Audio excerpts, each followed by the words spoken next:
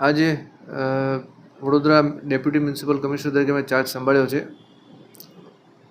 અત્યારે આપ સૌ જાણો છો કે શહેરી વિકાસ તરફ સરકારનું વધારે એમનો ઝોક છે. એ મુજબ રાજ્ય સરકારની જે કંઈ નીતિ છે એની માનનીય મ્યુનિસિપલ કમિશનરશ્રીના નેતૃત્વ હેઠળ માર્ગદર્શન હેઠળ શહેરનો સારો વિકાસ થાય, શહેરને જે બેસિક સમસ્યાઓ છે એનો આપણે વધુમાં વધુ નિકાલ કરી શકીએ એ માટેના અમારા પ્રયત્નો રહેશે.